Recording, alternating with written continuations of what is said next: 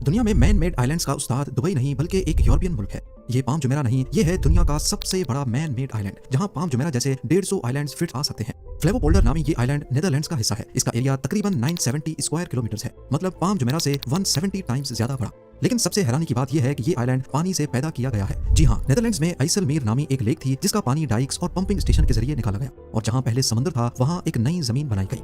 इस प्रोसेस को कहते हैं लैंड रिक्लेमेशन, और नेदरलैंड्स इसमें दुनिया का उस्ताद है क्योंकि उनका 26% एरिया ऑलरेडी समंदर के लेवल से नीचे है। फ्लेवोपोल्डर कोई खाली जमीन नहीं, ये एक फंक्शनल रीजन है जहाँ 4 लाख से ज्यादा लोग रहते हैं। सिटीज, फार्म्स, रोड्स और स्कूल्स, पूरी एक जिंदा और चलती हुई दुनिया।